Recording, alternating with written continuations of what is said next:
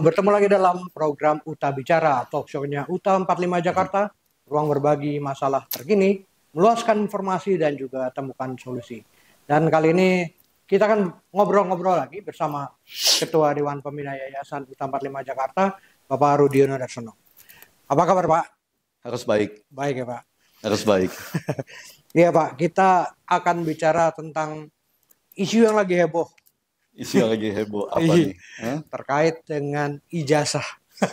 Ijazah siapa nih? Ijazah mantan presiden. Mantan presiden. Lagi Jokowi. heboh ya? Iya, lagi heboh. Ini dikatakan palsu, ada yang bilang palsu, tapi ada yang ngotot bahwa ini asli. Kalau menurut pandangan Bapak sebagai seorang akademisi, bagaimana? Gini ya, saya sebagai pengelola dunia pendidikan, ya kita juga punya kampus. Sebenarnya keabsahan sebuah ijazah itu sesuai dengan otonomi kampus ya yang ada dan berlaku di Indonesia ini, itu tergantung dari di mana kampus itu mengeluarkan ijazah atau perguruan tinggi mana yang mengeluarkan ijazah. Ya. Kalau perguruan tingginya bilang asli, ya asli. Kalau perguruan tingginya bilang palsu, ya palsu. Kalau perguruan tingginya tidak menjawab secara jelas, ini yang bermasalah. Ya, tapi semua itu, kalau memang sudah menjadi polemik nasional seperti ini, memang harus diselesaikan melalui jalur hukum.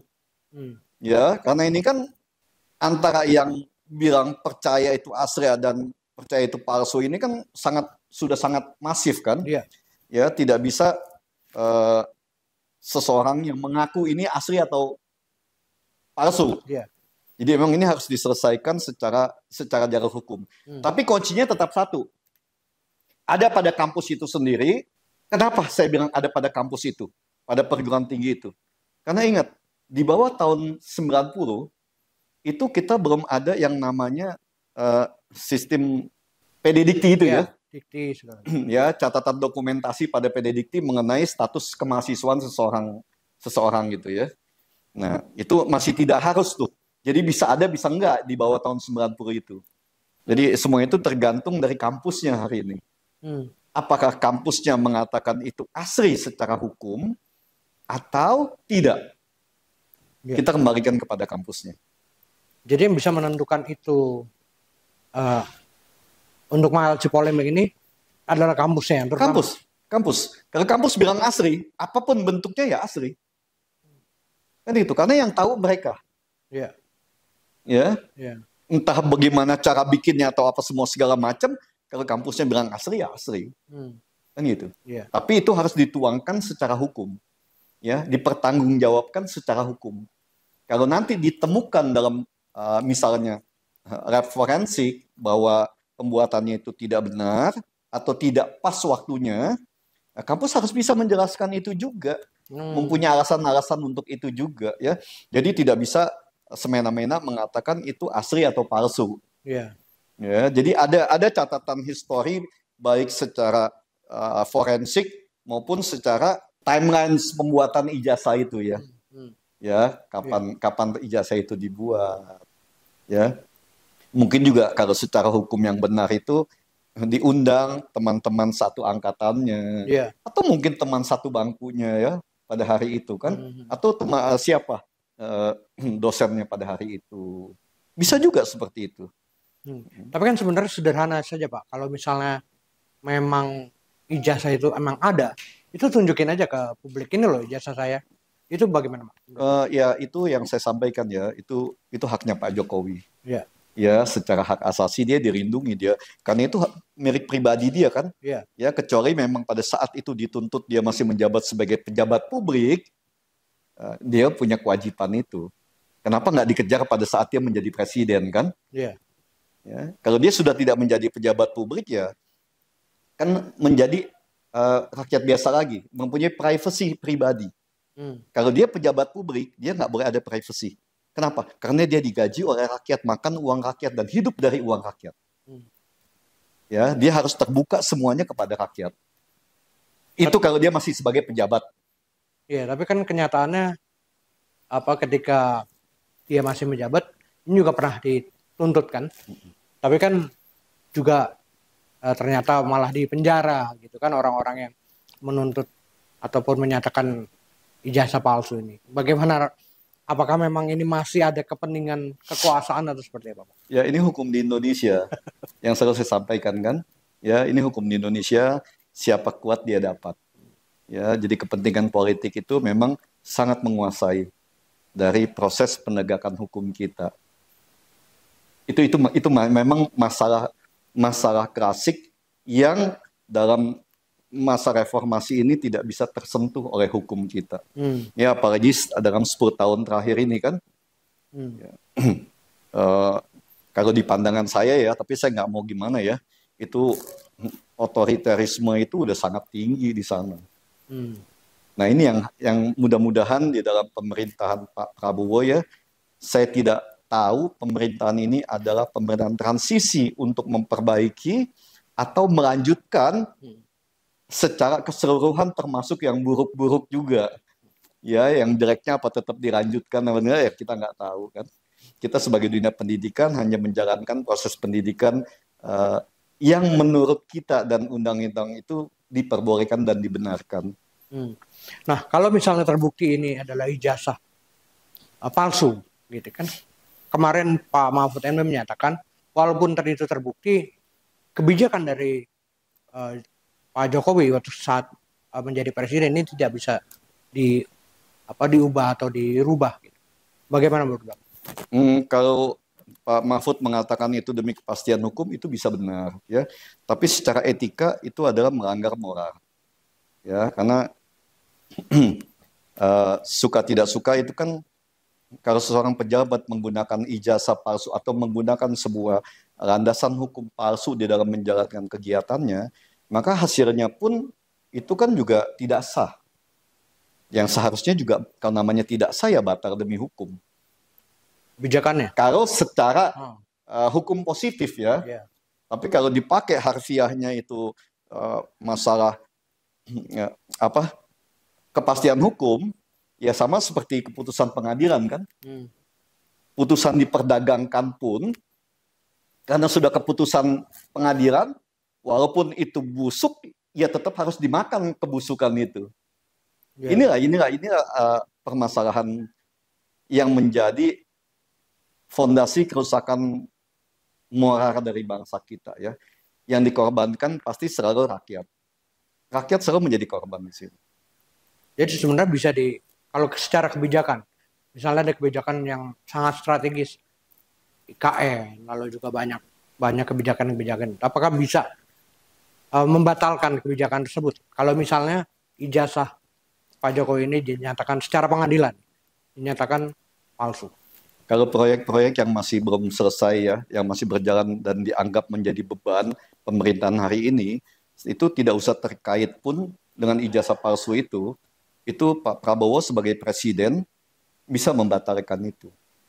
Ya, itu nggak terkait dengan masalah ijazah Pak Jokowi itu asli atau palsu sih ya, karena asli dan palsunya itu biar nanti pengadilan yang memutuskan.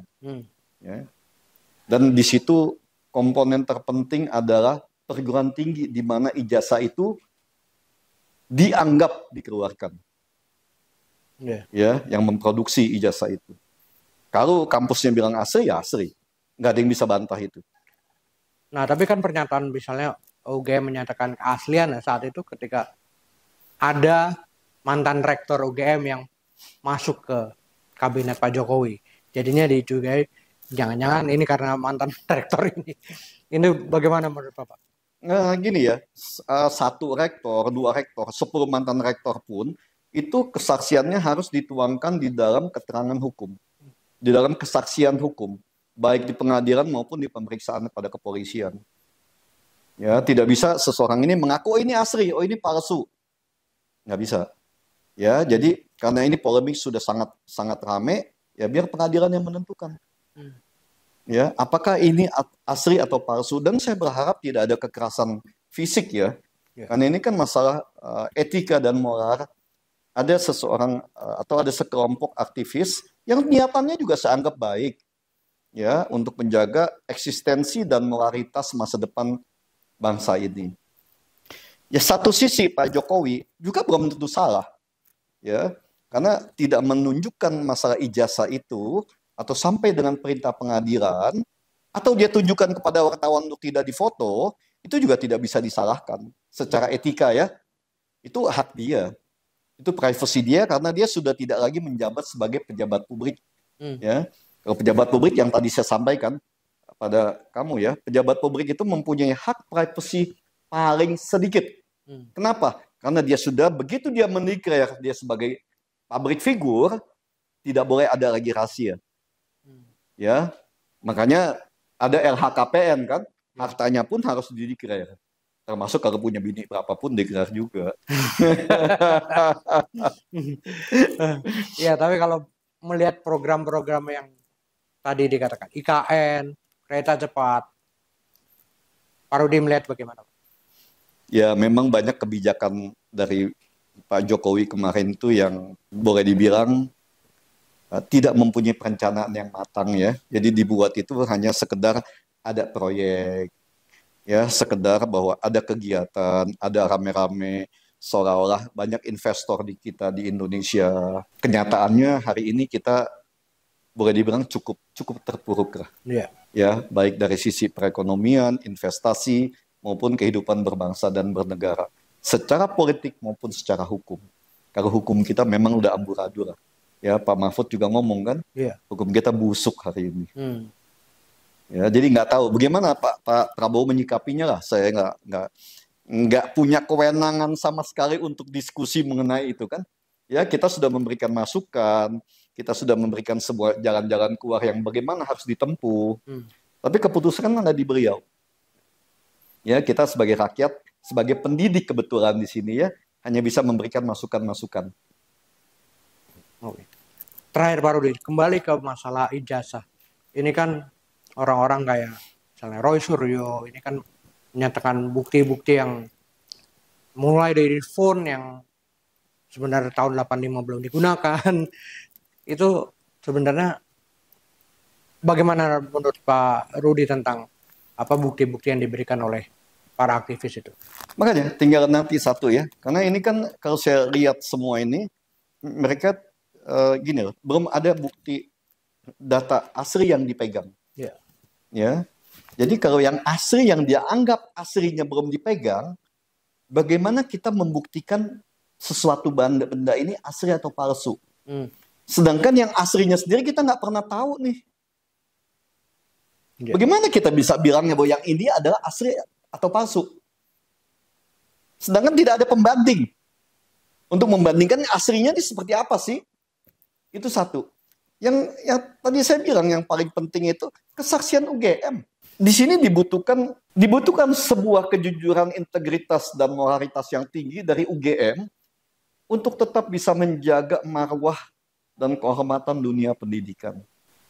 Kalau UGM bilang asli, ya itu akan jadi asli. Apapun itu. Kecuali forensik nanti benar-benar dijalankan secara baik dan benar, menyatakan bahwa waktunya tidak sesuai. Kan hanya forensik yang bisa. Ya. Bahwa pembuatan itu, ijazah itu, atau skripsi itu, atau apapun namanya itu, tidak sesuai dengan waktu yang ada. Yaitu tahun 1985. Nah, tinggal itu aja. Nanti dibuktikannya kan. Tapi saya berharap tidak ada kekerasan di sini, tidak ada kriminalisasi atau intimidasi, ya. Ini sesama anak bangsa yang sangat menjunjung tinggi tentang moralitas. Saya percaya gitu. Saya percaya teman-teman juga kita sama-sama menjunjung tinggi supaya tidak ada satupun institusi atau orang yang mengaku dokter dan profesor meracurkan dunia pendidikan untuk kepentingan tertentu.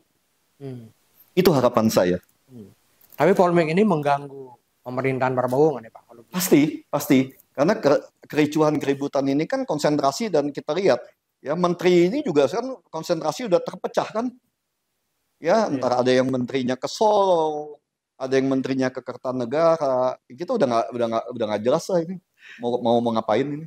Itu topik yang nanti kita bicarakan di episode berikutnya, Pak. Siap. Pak Rudi, terima kasih atas waktunya, Pak. Terima kasih. Ya.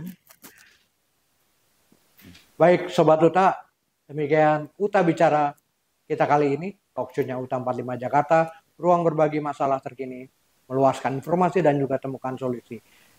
Jangan lupa subscribe, like, komen, dan juga share. Kita akan mulai lagi di episode selanjutnya. Bye. Bye.